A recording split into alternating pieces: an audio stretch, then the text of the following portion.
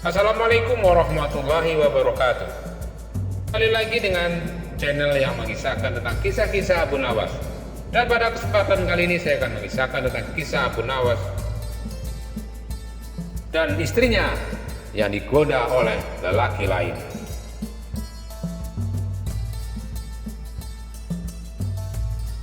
Memiliki istri adalah ujian. Jika istri kita cantik, maka letak ujiannya ada pada bagaimana menasehatinya agar senantiasa menjaga kecantikan itu dari fitnah. Dan jika tak bisa disebut cantik, maka tugas seorang suami adalah menasehatinya agar senantiasa bersabar dan mencintainya dengan tulus, bahwa Allah Ta'ala tak melihat fisik, melainkan apa yang ada dalam hatinya. Abu Nawas memiliki istri yang sangat cantik. Ia adalah kembang desa, karena bisa mempersuntingnya adalah karunia yang amat banyak, sekaligus ujian, karena tak semua laki-laki sekelas Abu Nawas mendapat istri secantik itu. Dan ujiannya ia harus menghadapi orang godaan dari laki-laki lain yang mata keranjang. Dan benar saja, setelah menikah dengan Abu Nawas beberapa bulan, istrinya pulang dari pasar seraya menekuk wajah yang murung. Sang suami pun mendekatinya seraya bertanya, "Apa yang terjadi, Adinda? Mengapa wajahmu cemberut itu?" Sang istri pun mengisahkan apa yang dialaminya, karena dimanapun ia berada, selalu aja ada laki-laki yang menggodanya. Saat pergi berbelanja ke pasar, silaturahim, ataupun keperluan di tempat lain, pasti ada yang menggodanya. Mendengar penuturan istrinya, Abu Nawas pun tak menjawab. Setelah memberikan perhatian secukupnya, Abu Nawas pun segera undur diri. Rupanya Abu Nawas menemukan solusi untuk mengatasi laki-laki yang menggoda istrinya itu. Ia pun pergi ke pasar untuk membeli ubi-ubian dan bahan makanan yang lainnya. Usai berbelanja, Abu Nawas pun langsung mempersiapkan undangan sembari memasak hidangan. Ia mengundang semua laki-laki yang ada di kampungnya, sebab yang mengundang adalah Abu Nawas, dan di rumahnya ada sosok wanita yang cantik. Laki-laki di kampungnya pun berbondong-bondong menghadiri undangan itu. Sesampainya di rumah Abu Nawas, dihidangkanlah makanan yang dari umbi-umbian itu, dan telah diberi pewarna dengan banyak warna, coklat, putih, hitam, dan merah, dan sebagainya. Tak perlu lama lagi, para tamu pun langsung menikmati hidangan itu. Mereka juga berhasrat menikmati makanan dengan warna yang berbeda. Ternyata dari banyak warna itu, rasanya semua sama saja. Hingga mereka pun saling berbisik, menanyakan rasa hidangan yang dimakan. Lama mereka berada di rumah Abu Nawas, dan hidangan pun mulai habis. Salah satu di antara mereka memberanikan diri untuk bertanya kepada Abu Nawas, Abu Nawas, kami kan semua sudah lama di sini, namun kau tak menyampaikan sesuatu. Jadi apa tujuanmu mengumpulkan kami di sini?" Belum juga dijawab, ada orang lain yang menambah pertanyaannya. "Dan kenapa makanan yang dihidangkan ini rasanya semuanya sama, padahal warnanya tuh berbeda-beda?" Setelah menghirup nafas sejenak, Abu Nawas pun angkat bicara. "Saudara-saudaraku, ketahuilah, aku mengundang kalian hanya untuk menikmati hidangan ini. Dan makanan yang berwarna-warni ini yang kalian makan itu seperti istri-istri kita." Saat Abu Nawas berhenti berbicara, sebagian orang yang sering menggoda istri Abu Nawas pun mulai memahami maksud undangan ini. Memang kita akui, bentuk fisiknya itu berbeda-beda pangkasnya. tapi mereka adalah sama-sama wanita. Rasanya kan sama juga, kata Abu Nawas. Dan setelah kejadian itu, istri Abu Nawas tidak lagi diganggu oleh laki-laki lain. Terlepas apakah cerita ini adalah cerita fiksi ataupun kenyataan, semoga kita mendapatkan hikmah dari cerita ini. Mohon maaf dan terima kasih. Jangan lupa like dan subscribe-nya untuk saya lebih bersemangat lagi. Wabillahi taufiq wal hidayah. Wassalamualaikum warahmatullahi wabarakatuh.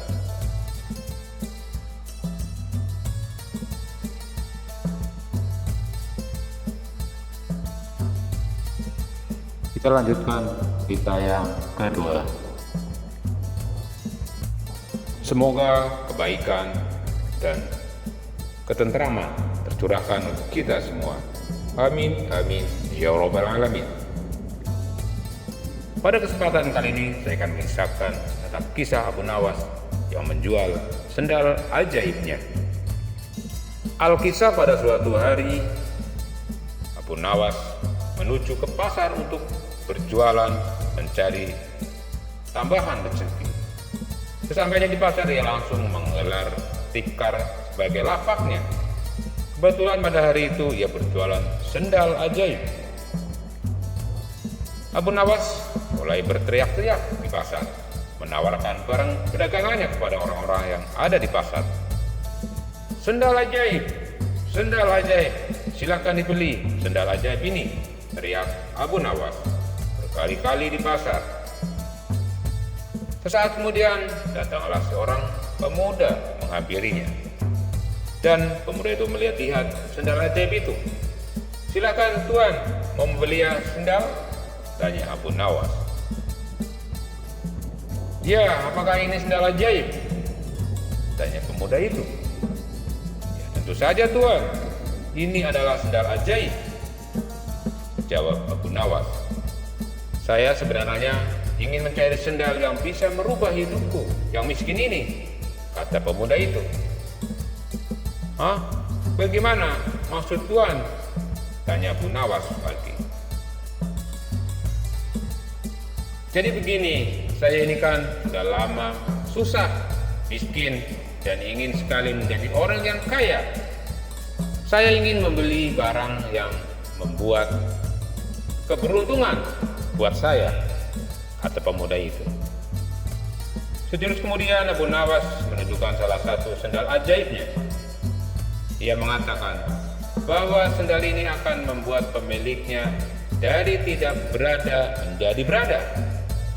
Karena tertarik dengan kata-kata Abu Nawas itu, tanpa berpikir panjang, pemuda itu langsung membeli sendal itu yang dijual oleh sang Abu Nawas. Pemuda itu langsung memakai sendal ajaib tersebut, kemudian tinggalkan Abu Nawas, dan pemuda itu berkeliling kampung dengan harapan semoga keberuntungan segera datang kepadanya. Pemuda tersebut terus-menerus berjalan mengitari kampung-kampung yang ada di situ dengan menggunakan sendal ajaib tersebut. Namun harapan tak kunjung terwujud juga. Bukannya keberuntungan, si pemuda itu malah mendapat kemalangan. Ia hampir saja dihakimi warga karena dikira pencuri yang sedang warawiri mengintai tempat itu. Hari sudah menjelang sore. Dengan perasaan marah dan kecewa, pemuda itu mencari Abu Nawas untuk meminta pertanggungjawabannya. Setelah bertanya ke sana kemari, akhirnya ia menemukan rumah Abu Nawas. Assalamualaikum, kata pemuda itu. Waalaikumsalam. Ternyata tuan. Bagaimana kabar tuan? Tanya Abu Nawas. Kabar buruk. Aku tidak merasakan keberuntungan apa-apa setelah memakai sendal ini. Malahan hampir saja aku celaka, dihajar oleh orang-orang gara-gara dikira pencuri. Padahal engkau kan bilang jika memakai sendal ini akan membawa keberuntungan kepada pemiliknya. Mana buktinya? Protes si pemuda itu. Tunggu dulu Tuan. Seingat saya itu tidak pernah mengatakan seperti itu, sanggah Abu Nawas. Saya itu hanya mengatakan bahwa sendal ini akan membuat orang yang tidak berpunya menjadi punya. Buktinya adalah Tuan. Sebelumnya kan Tuan belum punya sendal ajaib ini, dan sekarang sudah membelinya menjadi punya, kata Abu Nawas. Mendengar penjelasan Abu Nawas, pemuda itu pun terdiam. Ia akhirnya sadar bahwa dirinya sedang salah menafsirkan kata-kata Abu Nawas. Lalu mengapa engkau bilang bahwa sendal ini ajaib? Tanya pemuda itu. Oh, itu beda lagi Tuan. Kalau itu kan memang namanya sendal ajaib. Bukan sendalnya yang ajaib Tuan, jawab Abu Nawas. Gini Tuan, jangan percaya kepada barang-barang yang ajaib. Karena percaya kepada sesuatu selain Allah itu adalah syirik dan akan mendapat kesusahan di dunia dan di akhirat nanti Tuan. Buktinya yang Tuan alami sendiri hari ini. Oleh karena itu Tuan, cepatlah bertobat kepada Allah Subhanahu wa Ta'ala Tuan, tambah Abu Nawas. Akhirnya dengan perasaan yang kecewa dan malu, pemuda itu pun pergi tanpa sepatah kata pun. Ia menyadari jika ia telah melakukan kesalahan karena mengharap sesuatu pada selain Allah dan tanpa berusaha. Dan mulai saat itu juga ia langsung bertobat pada Allah Subhanahu wa Ta'ala. Dan demikianlah kisah sendal ajaib Abu Nawas. Terlepas apakah cerita ini adalah cerita fiksi ataupun kenyataan, semoga kita mendapatkan hikmah dari cerita ini. Terima kasih. Wabillahi taufiq wal hidayah. Wassalamualaikum warahmatullahi wabarakatuh.